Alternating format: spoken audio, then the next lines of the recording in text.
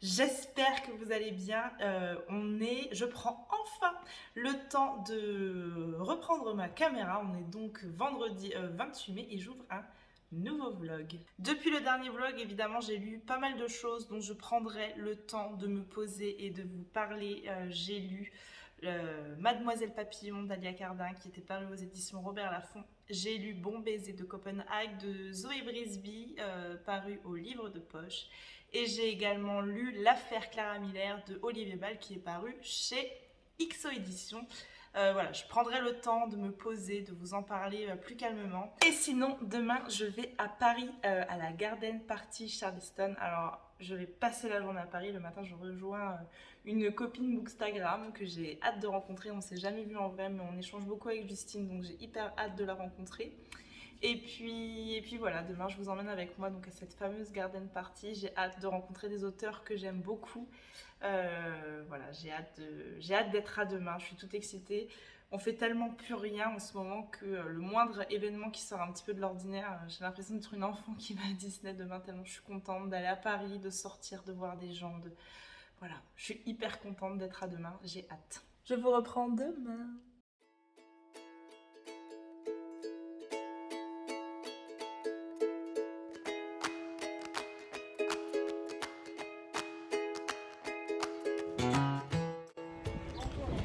Tu dis bonjour? Bonjour. On est à la recherche d'une petite blonde et d'une grande brune apparemment. Une petite blonde avec des livres.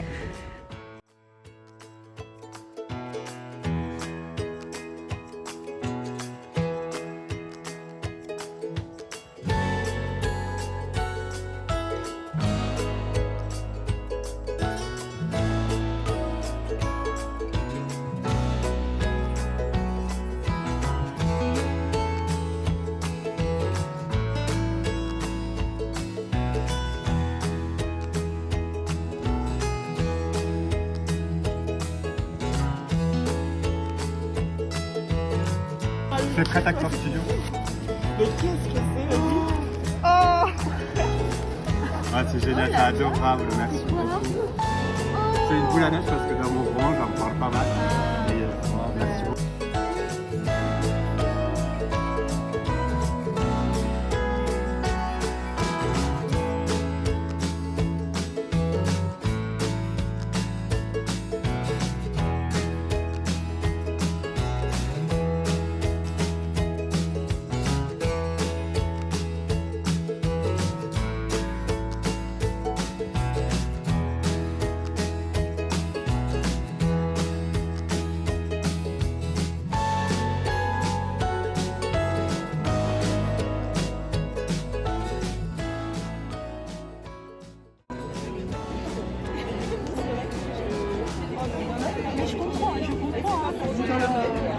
Même moi, avec qui je me suis dit, mais c'est dégueulasse. Est-ce que je vais faire ça?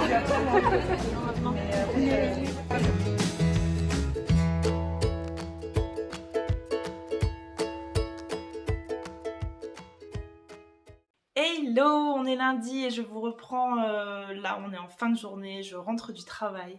Je vais revenir rapidement sur ma journée de samedi et cette journée à Paris le matin avec Justine des Contes les lectures parisiennes où c'était trop cool. Ça a été mon meilleur guide sur ma journée du samedi à Paris et puis après cette garden party à Charleston où j'ai rencontré des lecteurs passionnés, comme je dis, ça m'a fait tellement du bien de parler avec des gens qui sont comme moi, qui lisent 10 bouquins par mois et qui sont autant passionnés que moi.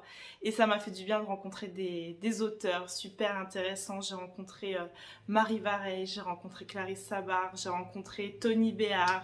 Voilà, c'est des auteurs avec qui j'ai pris le temps de discuter un petit peu et c'était trop cool. Et évidemment, j'ai rencontré mon Juju, Julien Rampin. Voilà, c'est un chouette mec, il est aussi chouette je crois que sur ses réseaux, il est aussi chouette que dans sa manière d'écrire et voilà, c'est vraiment une belle personne. Et je suis contente en fait d'être sur ce compte, sur ce Bookstagram parce que voilà, c'est des rencontres que c'était impossible en fait sans Instagram, ces gens-là se seraient jamais retrouvés sur mon chemin. Et voilà, samedi c'était ça, c'était plein de rencontres, des gens que j'aurais jamais croisés si j'avais pas ce compte Bookstagram. Voilà, c'était un chouette moment Je suis hyper reconnaissante en fait de ma journée de samedi, je suis pleine de gratitude. Voilà, ça va paraître un peu cucu, un peu perché, mais ça fait tellement du bien, c'était beaucoup trop cool. Sinon, évidemment, samedi, garden party, librairie, bref, tu te doutes que je ne suis pas repartie les mains vides. Et du coup, je suis repartie avec 3 romans. Je me suis pris le dernier Marie Vareille, ainsi Gel les bulles de savon. Je vais organiser des lectures communes sur les 3 romans que je me suis achetés samedi. Celui-là, ce sera une lecture commune sur juillet. Donc si jamais vous voulez rejoindre la lecture commune, n'hésitez pas à m'envoyer un petit message sur Instagram. Voilà, il reste une place parce que j'essaie de faire des petits groupes parce que plus on est... alors c'est cool aussi les lectures communes où on est beaucoup. Mais là, j'ai envie de lectures communes où on n'est pas beaucoup, où on se planifie le truc et on puisse en parler rapidement. Parce que le problème avec les lectures communes, c'est plus tu es... plus les gens n'ont pas le même rythme parce que c'est pas cool d'imposer un rythme et du coup parfois il faut attendre un petit peu pour pouvoir échanger, donc bon. Là ça sera une lecture où on sera 5 environ. Je me suis pris le Ondine Kayat, le parfum de l'exil. Celui-là il m'a tapé dans l'œil dès qu'il est sorti, dès que j'ai vu les lectrices Charleston en parler. Voilà, c'est sur le génocide arménien, c'est tout ce que je sais, j'ai pas trop envie de lire la 4e. Voilà, j'en ai entendu parler, j'essaie d'oublier un petit peu ce que j'ai entendu pour partir assez... voilà, partir à zéro avec ce roman. Celui-ci, ce sera une lecture commune sur août, donc pareil, si jamais vous avez envie de rejoindre le petit groupe de lecture commune que je vais créer, n'hésitez pas à m'envoyer un message privé. Et sur septembre, il y aura une autre lecture commune avec le dernier de Clarisse Sabar, À la lumière de nos jours. On est sur une petite brique pour septembre, hein. Donc voilà, toujours pareil, n'hésitez pas à m'envoyer un petit message si jamais vous voulez rejoindre le groupe de lecture commune. Voilà, je clôture la parenthèse Charleston. Merci Éditions Charleston d'avoir organisé ce moment si génial. Merci à tous ces lecteurs que j'ai rencontrés, à tous ces auteurs que j'ai rencontrés. Et merci à Juju qui a été le meilleur guide que Paris pouvait m'offrir pour cette journée du samedi. Voilà, Justine, c'était trop chouette cette journée avec toi, t'es vraiment une personne trop cool et je sais qu'on se reverra. Sinon, comme je vous l'ai dit à l'ouverture de ce vlog, dernièrement j'ai terminé 3 romans dont j'ai envie de vous parler. Je vais essayer d'être assez rapide parce que j'ai peur de vous perdre et que j'ai aussi 2 réceptions à ouvrir avec vous, donc on y va. Alors tout d'abord j'ai terminé Bon baiser de Copenhague de Zoé Brisby qui est donc paru au livre de poche. Il est paru l'année dernière chez Mazarine sous le nom du syndrome de l'hippocampe. Je vais vous faire le pitch rapidement. Bon baiser de Copenhague, c'est l'histoire de Brune, une blonde de 35 ans qui arrive au moment de sa vie où elle se dit qu'elle aimerait beaucoup avoir un enfant, sauf qu'il y a un très gros problème pour Brune, c'est qu'elle est célibataire. Alors elle enchaîne un petit peu les rencontres avec les sites internet, les rendez-vous foireux, voilà, elle met un post-it sur son frigo pour dire avec qui elle avait rendez-vous en dernier, des fois que ce soit un meurtrier, etc. Et voilà, du coup elle sent un petit peu que c'est le moment pour elle de devenir maman, alors qu'à cela ne tienne, elle va prendre un chemin un petit peu différent, elle se renseigne et elle trouve une clinique au Danemark qui propose de trouver un donneur voilà, sur catalogue et pour choisir le futur père éventuel de son enfant.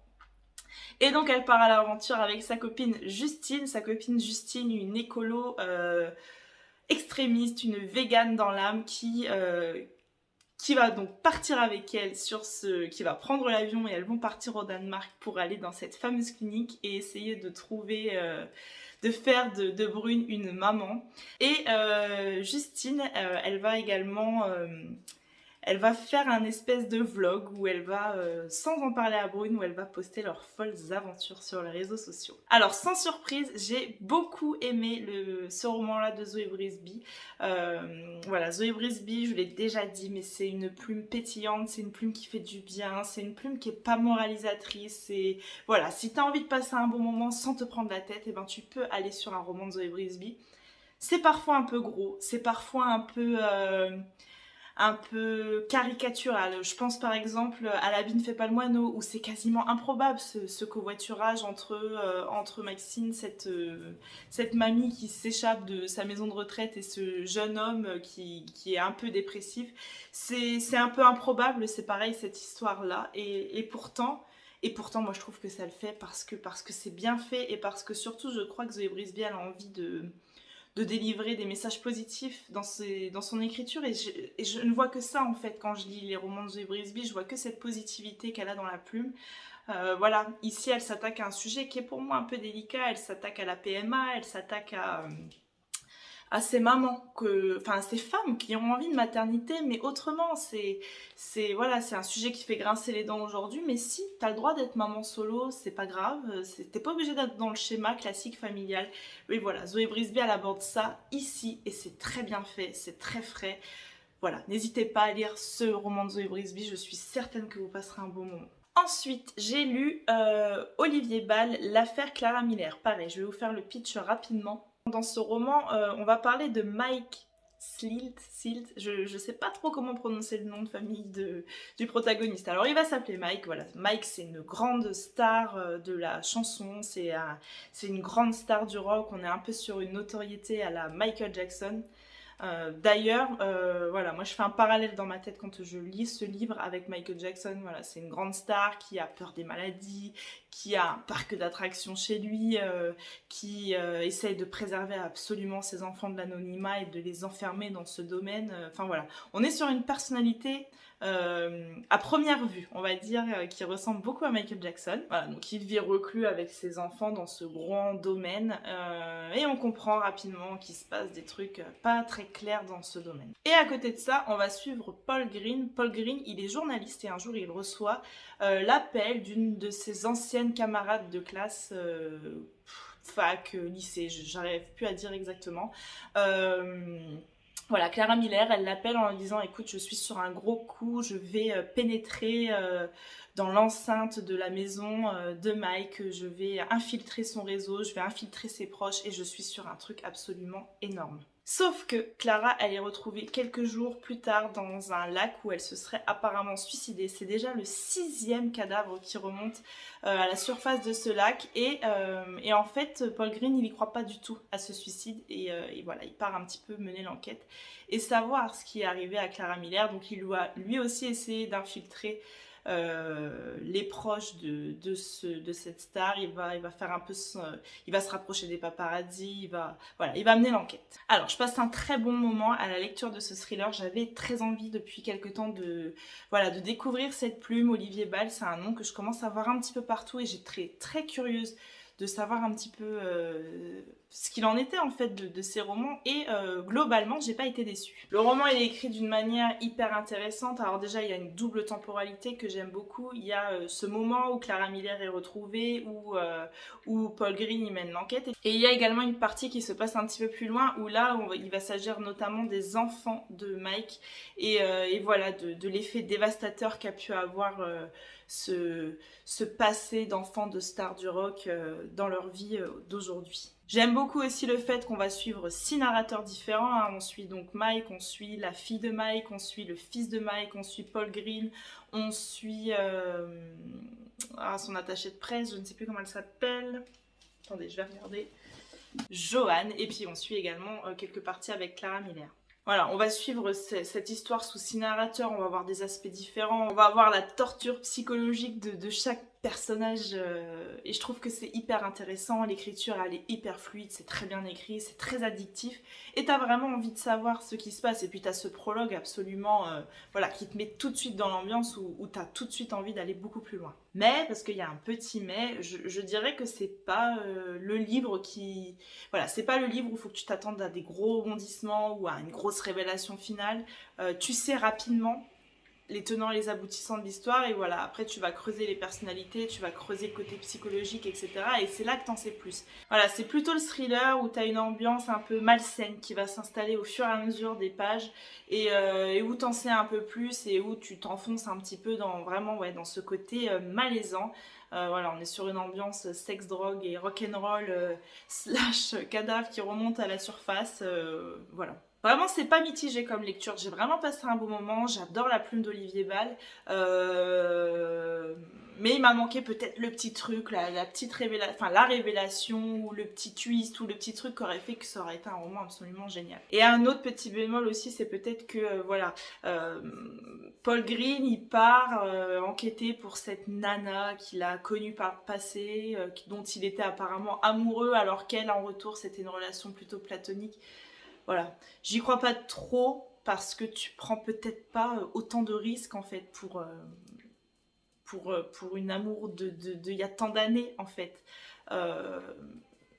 Voilà, c'est un petit peu mon exigence que j'ai pas dans un feel good ou un feel good où des fois c'est un peu gros mais c'est pas grave, c'est un feel good. Par contre un thriller, je trouve qu'il faut que ça soit cohérent par moment et là ça m'handicape un petit peu dans ma lecture. Encore une fois, je passe pas un mauvais moment, vraiment j'ai beaucoup aimé ma lecture.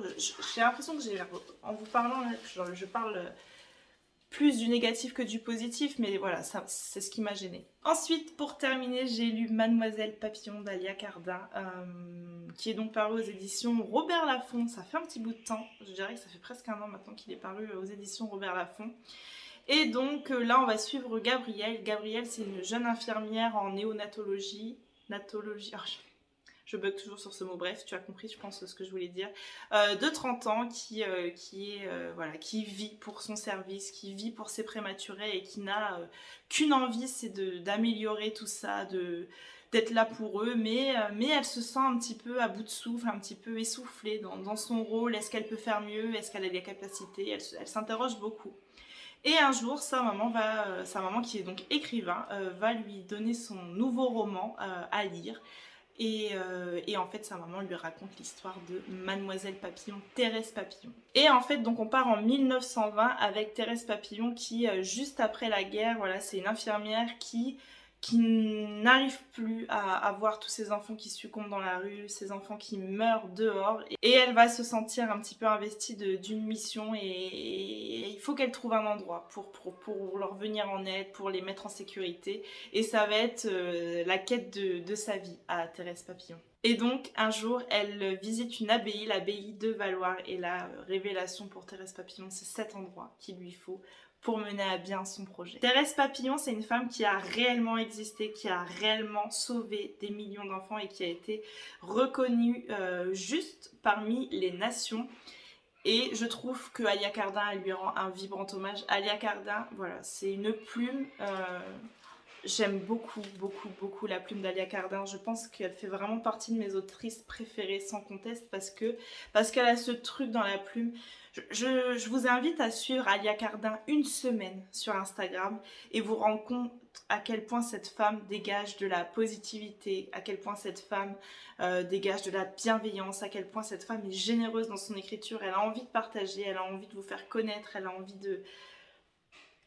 Voilà, je ne peux que vous conseiller de lire Mademoiselle Papillon d'Alia Cardin. J'ai passé un excellent moment. Et le roman, il est vraiment à l'image de l'autrice. Il est plein de douceur, plein de positivité. Et c'est un combat, ce roman. Et c'est un hommage à ces infirmières qui font de leur métier une passion, qui font de leur métier une priorité. Et je suis tellement admirative, moi, de ces gens, de ces gens qui travaillent dans la santé, qui font tout pour votre bien-être à vous et qui font passer souvent votre bien-être à vous avant le leur. Si tu as une infirmière dans ton entourage et que tu as envie de lui offrir un roman, offre-lui Mademoiselle Papillon, c'est magnifique. Dans le train samedi, j'ai également lu Les Loyautés de Delphine de Vigan. Je vais pas vous en parler maintenant, je vais attendre de le digérer parce que je crois que les romans de Delphine de Vigan, c'est des romans qui se digèrent et auquel il faut réfléchir encore un petit peu et j'ai pas envie de vous en parler là comme ça à chaud. Au niveau lecture, je suis à peu près à la moitié de Meurtre et Charlotte aux fraises, donc ça c'est pareil, je vous en parlerai dans le vlog d'après. Je retrouve avec plaisir les aventures d'Anna Swensen et je passe un excellent moment. Voilà, un cosy mystery qui était paru au Cherche Midi. Vraiment, bon, je vous en reparlerai une fois que je l'aurai terminé, mais je passe un aussi bon moment que dans le premier pour le moment. Et voilà, j'ai hâte de savoir le pourquoi du comment de ce cosy mystery, mais je vous en reparle plus tard. Pour finir, je vous montre mes 2 dernières réceptions. La première. Alors la première, elle est 100% sponsorisée par ma carte bancaire. C'est un achat que j'ai fait et ça me vient des éditions du Lac. Et comme toujours, c'est très bien emballé. La semaine dernière, Morgane, donc l'éditrice des éditions des Lacs, a fait un post disant qu'elle était hyper honorée parce qu'un de ses livres allait être adapté au cinéma, un des livres qu'elle a édité.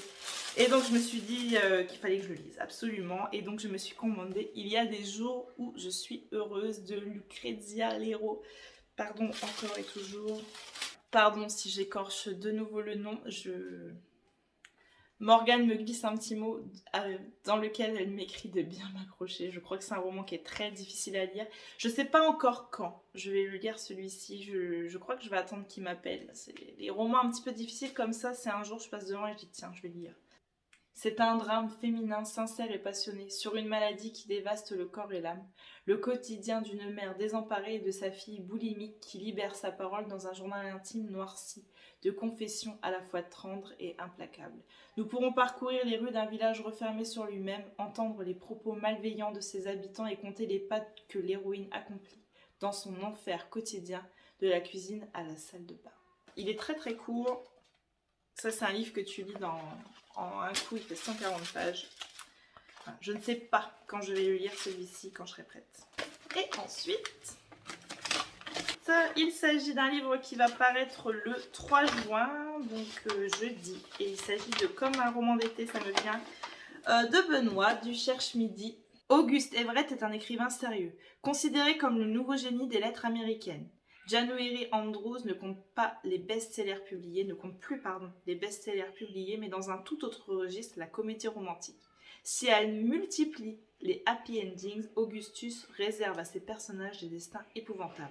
Aux antipodes l'un de l'autre, ils vont néanmoins se croiser et se lancer un défi. Elle passera l'été à écrire un grand roman littéraire, lui s'essaiera à la comédie sentimentale. Afin de trouver l'inspiration, January organise pour Augustus des excursions romantiques et lui l'emmène à la rencontre des personnes à l'existence brisée.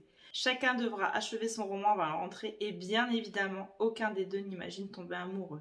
Bien évidemment. Un grand merci à Benoît du Cherche Midi pour l'envoi. Voilà, je vais clôturer le vlog ici. C'était un vlog très court, c'était un vlog sur quelques jours. Je l'ai entamé vendredi, je le finis lundi.